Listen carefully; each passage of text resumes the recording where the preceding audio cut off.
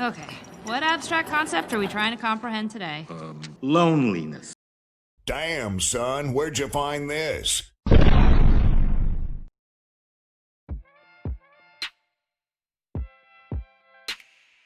Disney Pixar's Inside Out is one of those films that's just full of little nods to psychology. One of the more interesting parts of the film that I think correlates very nicely with what we're going to talk about today is the part where they meet up at the abstraction machine. And this is a cognitive function of the brain. They go in and slowly their characters start to break down into simpler and simpler forms. What is going on? We're abstracting. There are 4 stages. This is the first. Non-objective fragmentation. All right, do not panic. What is important is that we all stay together. How? Now, we can do this consciously, of course, when we abstract things or create art. But it's also one of the main concepts that you need to learn about when you're attempting to interpret dreams. The symbols that your dreams provide and that your brain puts together need to be abstracted out so that you can fully comprehend what the meaning is behind a dream. When we're talking about Jungian dream interpretation, you have to realize that every character you see in a dream, every object or place you're in, is really an idea, an abstraction that is wrapped up and presented in a form that you can recognize that fits in a narrative structure. After all, a dream is a narrative being presented to you with a specific scenario, usually a problem or a conflict that is being addressed and needs to be solved. To properly interpret a dream, you need to break down what each part of that dream means, and that includes the characters, the places, and the objects.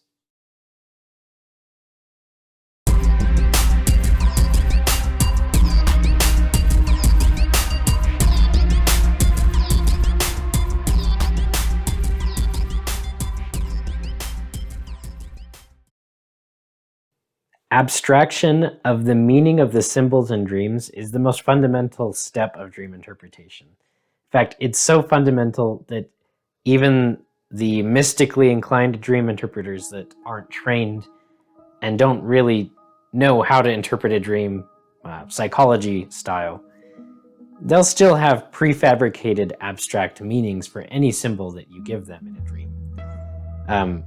The bad thing is, like I said, that was prefabricated before the dreamer ever approached them with a dream.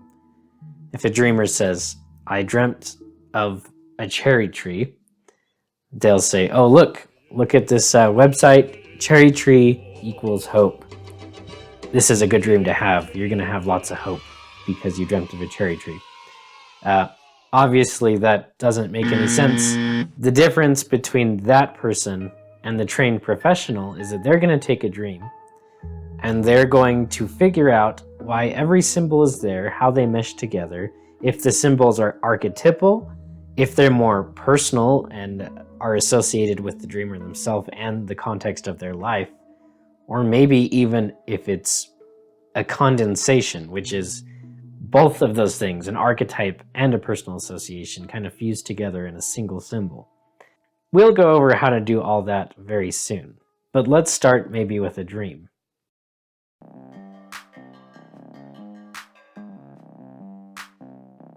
Every good dream interpretation starts with context. We want to understand where this dream came from in relation to the dreamer's real life, because the dream is going to make a narrative with either a scenario or a conflict that directly mirrors things happening behind the psyche of that dreamer. So, here's some context for a real dream that comes from my good friend. He wanted me to share this dream with you because it's a very odd and peculiar dream that I think any normal person would totally toss aside. It just doesn't seem like there's anything here to be analyzed, just randomness. But that's not the case. So, me and this friend, we like to hang out a lot, and something that we've really picked up doing is watching this show called Ink Master. We watch it all the time when we hang out. It's a competition TV show about tattoo artists, and they're trying to create the best tattoo. And you watch them tattoo all these people that come in, and it's a really great show. That show has inspired us to get a matching tattoo together sometime in the future. Now that is the context from which this dream springs forth. Y'all not ready for this.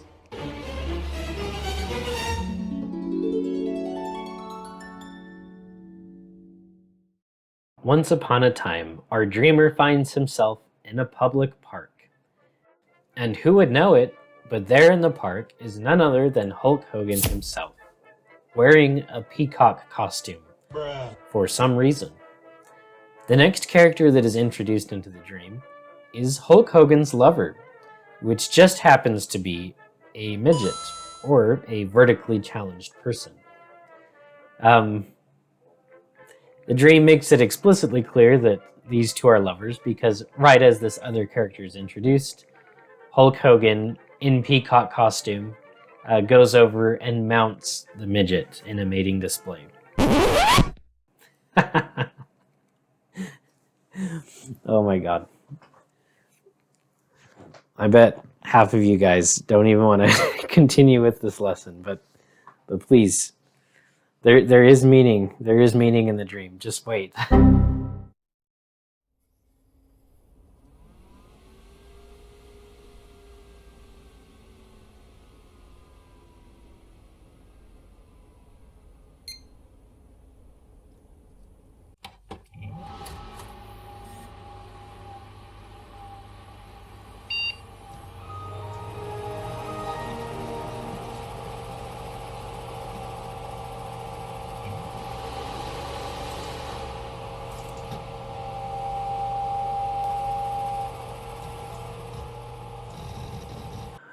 Okay, now that we've gotten that out of the way, let us begin the process of abstraction. We have a few symbols to look at. We need to figure out who is present, where is the location of the dream, and what is the conflict or scenario. This is how we will begin our process of abstraction. So right off the bat, we have three symbols that pop out pretty easily. Hulk Hogan, the midget, and of course the location, which is a public park. Now there are extra things that we have to analyze, like Hulk Hogan is wearing a peacock costume. That's a part of his symbol. The midget is lovers with Hulk Hogan. That ties those two together. And the park, we'll get to that part in a minute. But when we want to abstract meaning from symbols, we need to ask what they symbolize, and it could be one of three things. There are archetypes, personal associations, and condensations. Condensations simply being a combination of an archetype and a personal association in a mixed symbol. I did a video on this earlier. You really need to check that out if you don't understand this concept. Now, in this dream, let's start with the park. And you have to work with the dreamer. The analyzer should ask a question like, have you been to this park in real life? Is this a park you know? Does it remind you of a park that you know? If you do this, you can assess whether that park is personally associated or if it's more archetypal. In this case, the dreamer said, no, I've never been to that park. I've never seen a park quite like it. It was just very randomly generated. And then the dreamer mentioned, but there were a lot of trees there. There was almost a forest scene in the background of the park. Okay, that might be an important detail. So the park has a forest scene in it. Maybe that park is not a personal association, but is more of an archetype, and with the trees it might imply that this is a very natural scene or a natural environment. And since this dream is coming from within inside the brain and the psyche of the individual, we can assume that the dream is presenting a scenario about human nature and the psyche. Let's go to the next symbol, Hulk Hogan. Now we want to ask the dreamer, so that's kind of random that Hulk Hogan popped up. Or is it? Have you been watching wrestling, or what do you know about Hulk Hogan? Does this remind you to anyone? When I asked this to my friend, he was like, no, I haven't seen Hulk Hogan in years. I can't believe that he popped up in my dream. There's no reason for him to be there. So that was a little bit hard. I was like, maybe it's not a personal association. But as we kept talking, and we started talking about Ink Master, it became clear that the Hulk Hogan character was a personal association, and it goes back to the TV show. Let me explain. The person that we want to do our tattoos is named Hogan. So that is why the character was Hulk Hogan. The dream is simply trying to figure out the fastest route to connect you to the symbolic meaning that maybe you can pick it up. So Hogan is the name of the tattoo artist that we want to see. Hulk Hogan took form in the dream. Another connection that's important to really seal the deal with the tattoo theme is that the last episode we watched in Ink Master was one where they had to draw a peacock and tattoo a peacock on someone. So that also helps to really seal the deal with the tattoo interpretation. Another thing we should look at is the peacock itself. There is a personal association involved with the TV show, but there's also a bit of an archetypal meaning of a peacock. Clearly, a peacock is a very hypersexual figure. Its mating display is massive. The female peacocks are called peahens, and they look nothing like the male. The male is the flashy one with the huge display. The reason we need to look a little deeper at the peacock and not just end it at the TV show explanation is because within this very dream there is a mating display between Hulk Hogan and the midget. And since the peacock is such a sexual figure and such a figure of mating displays, there's another connection there that's a little deeper. Let's look at the midget now. This one is very hard to understand, especially if you don't know much about Jungian psychology or archetypes.